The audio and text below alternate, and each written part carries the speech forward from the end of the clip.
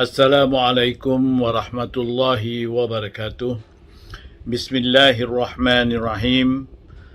Allahumma rzuqna ya Rabbana fahman nabiyyin wa hifdzal mursalin wa ilhamal malaikatil muqarrabin fi afiyatin ya arhamar rahimin.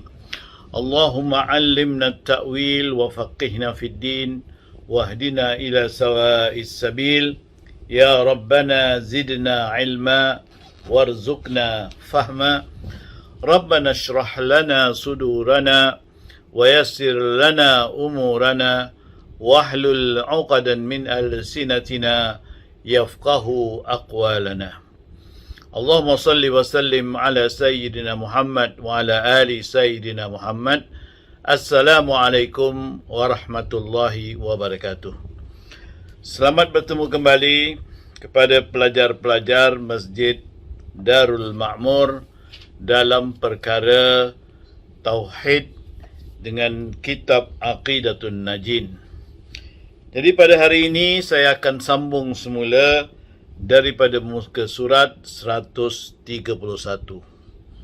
Bismillahirrahmanirrahim. Dan telah memilih oleh jumhur ahli sunnah bahawa segala nama Allah itu taufiqiyah, iaitu terhenti pengajaran daripada syarak, dan demikian lagi segala sifat-sifatnya. Artinya nama Allah itu taufiqiyah, terhenti. Maknanya tidak boleh kita nama-namakan yang lain, yang mana seolah-olah yang lain itulah yang disyarakkan. Tapi dari segi syarak, nama-nama Allah yang 99 itulah dia nama-nama Allah. Kita tak boleh ubah nama-nama yang 99 itu kerana ia adalah taufiqiyah.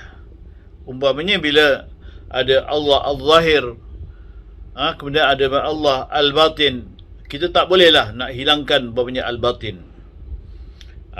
Kerana itu adalah termasuk nama Allah yang sudah ditetapkan oleh syarak. Begitulah juga dalam makna Allah umpamanya Al-Awwal, yang pertama. Kita tak boleh buang Al-Akhir. Jadi dua-duanya adalah nama Allah Ta'ala juga. Dan seterusnya seperti Al-Mu'ti. Kita tak boleh buanglah Al-Mani', kerana Al-Mu'ti dan Al-Mani' juga termasuk nama Allah yang mana ia adalah taufiqiyah. Makna taufiqiyah, makna dia terhenti pada syarak, mengikut pada syarak, tidak boleh diubah kepada perkataan lain atau dibuang daripada nama-nama itu kerana kehendak kita atau kehendak orang lain.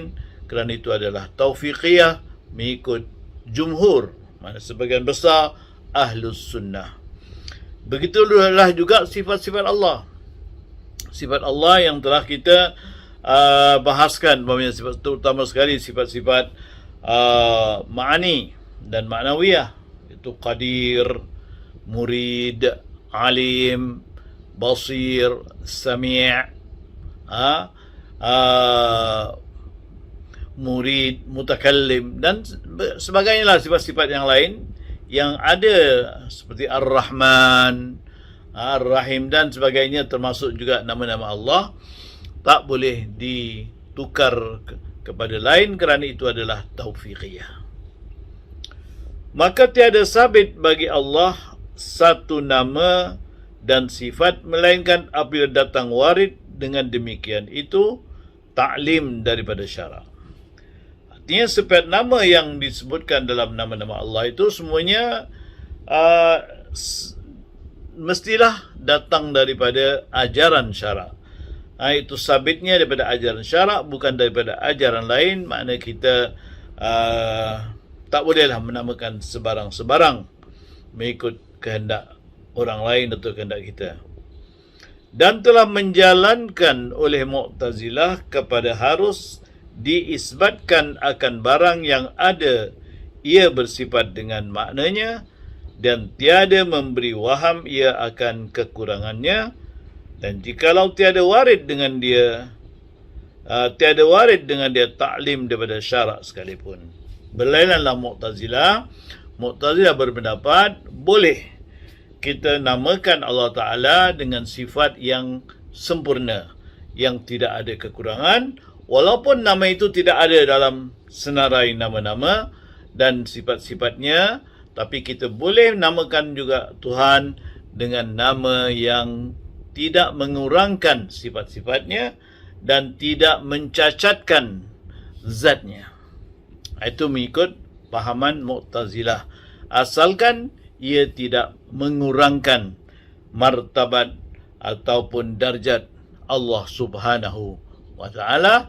Jadi pada mereka dari segi akal boleh menamakan walaupun tidak ada warid pada syarak atau tidak ada taklim daripada syarak, iaitu diajarkan daripada syarak dengan itu. Boleh. Itu mengikut pahaman Mu'tazilah. Dan telah cenderung kepadanya oleh Qadi Abu Bakar Al-Baqillani dan tawakuf padanya Imam Al-Haramain.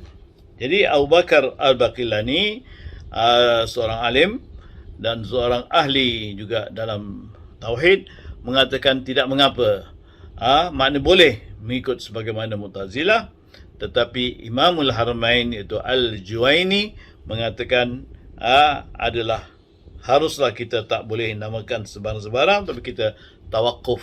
Artinya tak boleh menghukumkan boleh atau tidak. Kita tawakuf saja. Tawakuf jangan makna jangan mesti ambil pendapat Mu'tazilah atau menolak, tapi makna tawakuf, makna kita diamkan.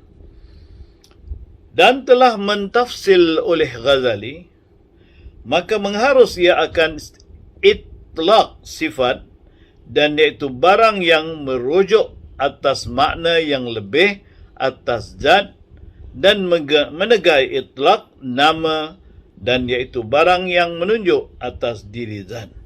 Jadi Imam Ghazali pula berpendapat maknanya harus juga menamakan Tuhan dengan nama yang tidak ada waridnya, tetapi maknanya haruslah diitlakkan nama itu mengikut sebagaimana yang diharuskan itlak sifat, iaitu maknanya diharus akan itlak sifat, dan iaitu barang yang nama, dan iaitu barang yang menunjuk atas zat. Maknanya kalau benda sifatnya atau namanya tadi menurut pada zat, pada Imam Ghazali harus pada pendapat beliau. Dan hasilnya bahawa segala ulama Islam muwafaqat oleh mereka itu atas hari diitlak segala nama dan segala sifat atas Tuhan kita Jalla wa Azza apabila datang warid dengan dia oleh izin daripada syarak, dan atas menegahkan apabila datang warid tegah daripadanya. Jadi walhasil para ulama sumber muwafaqat bersetuju bahawa mana-mana nama yang kita nak namakan, kalau sekiranya dibolehkan oleh syarak, ambillah. Kalau tidak dibolehkan, mana jangan ambil. Mana mengikut ukuran hukum pada syarak. Dan bersalahan mereka itu sekira-kira tidak izin dan tiada tegah.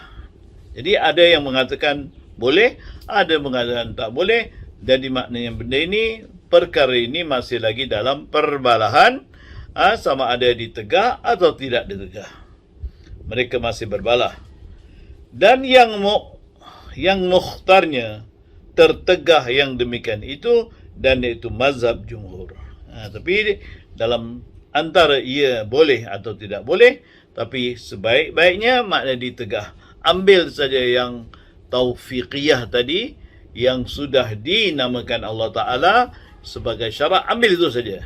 Jangan ambil yang lain. Itulah yang mukhtar mana yang dapat dipilih atau diambil dari situ sebagai pilihan.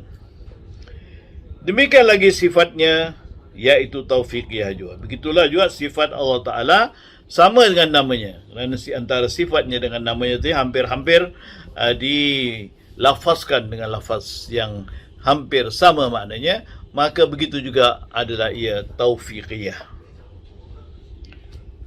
Maka nama itu barang yang menunjukkan atas zat, dan sifat itu barang yang menunjukkan atas makna yang zaid, tambahan atas zat. Jadi bezanya nama, bila nama tadi maknanya menunjukkan pada zat Allah Ta'ala saja, dan sifat menunjukkan kepada sesuatu yang lain daripada zat, maknanya dia menambah kepada zat. Itu sifat. Kalau menunjukkan kepada zat saja, itu makna itu nama. Kalau menunjukkan kepada sifat, sifat ialah makna yang lebih daripada zat. Kita dapat fahamlah maknanya, bila nama, itulah zatnya. Nama dan zatnya jadi satu. Bila sifat, makna sifat itu bukan zat, tetapi sifat menambah kepada zat. Dan makna taufiqiyah itu terhenti harus itlaknya atas Allah Ta'ala, atas waridnya di dalam kitab dan atau sunnah yang sahihah, atau hasanah atau ijma', kerana bahawasanya tiada keluar daripada bersalahan sunnah yang sunnah yang dhaifah. Jadi bila dikatakan taufiqiyah, maknanya terhenti ia pada apa nama-nama yang ada tersebut dalam Quran dan juga dalam sunnah, atau nama-nama yang mana ia menyamai atau berselari dengan Quran dan sunnah. Jikalau kita kata bahawa masalah ini daripada amal hati, yakni i'tiqad dengan sekira-kira, i'tiqad ia bahawa yang demikian isim itu satu nama daripada segala nama Allah Ta'ala. Jadi jikalau kita kata bahawa masalah ini daripada amal hati, makna daripada i'tiqad dan dalam hati, yakni i'tiqad dengan sekira-kira, i'tiqad ia bahawa yang demikian isim, makna isim itu nama. Nama itu satu nama daripada segala nama Allah Ta'ala. Dan bila kita lihat kepada nama-nama tadi, kita dalam hati kita mengatakan itulah dia nama yang telah dinamakan Allah Ta'ala sedemikian. Dan jikalau kita kata bahawa masalah ini daripada amal dengan sekira-kira, kita amalkan akan dia dan kita berkata akan dia atas Allah Ta'ala, maka sunnah yang dhaifah itu memadai pada demikian itu, kerana bahawa mereka itu berkata, bermula hadis yang dhaif itu diamalkan dengan dia pada fadail amal.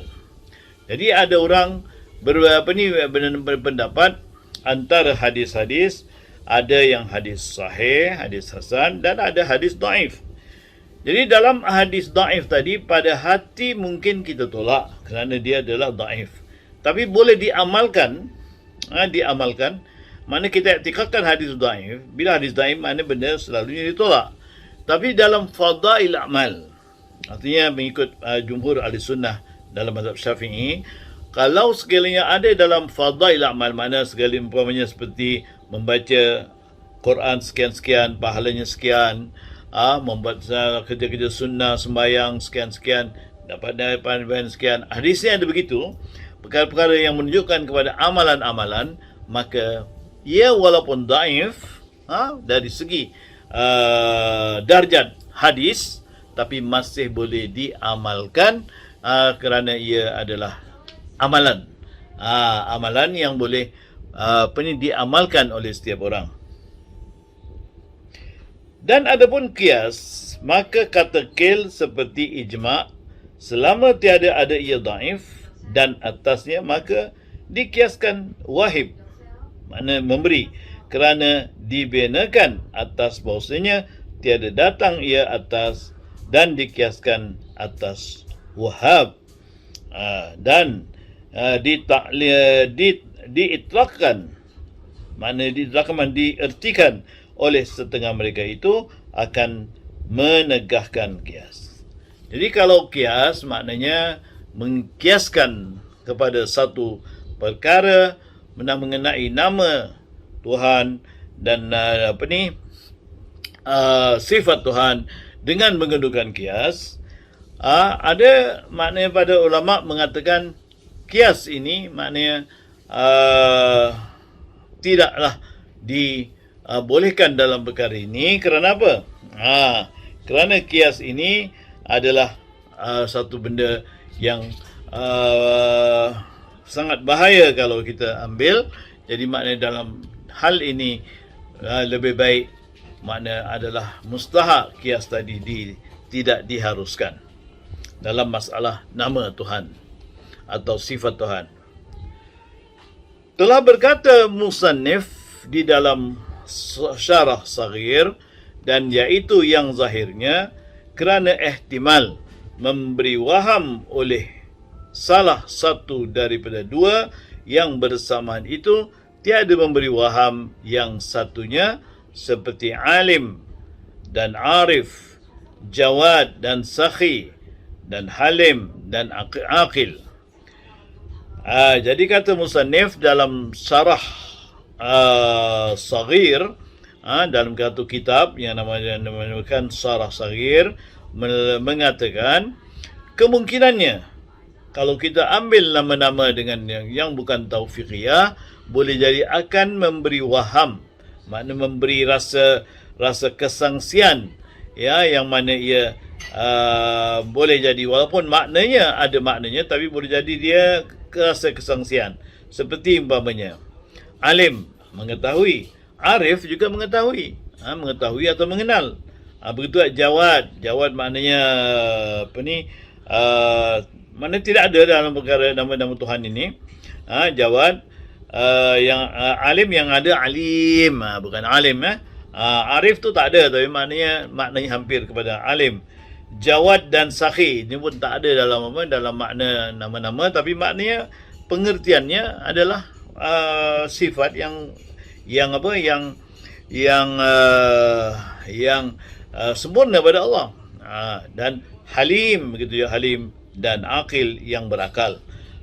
Halim dan aqil, mana halim ialah yang lembut, ada dalam nama Allah Ta'ala, tapi aqil tidak ada. Tapi maknanya benda ni adalah mempunyai makna yang sempurna dan bagus, tetapi makna benda ni boleh mewahamkan. Jadi ringkasnya maknanya kita janganlah suka-suka nak namakan Tuhan begitu dan begini. Makna kita harus melihat juga benda yang benar-benar, makna kita bila itlakkan makna tadi, makna itu semuanya benar-benar menuju kepada Allah Ta'ala. Tak ada waham, tak ada rasa ragu-ragu, tak ada rasa sangsi. Barulah kita boleh yakin dari segi akal dan dari segi hati kita.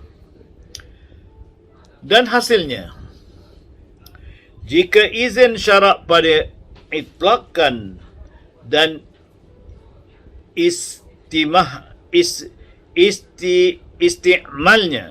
istimalnya penggunaannya mana, dan istimalnya nescaya harus ia.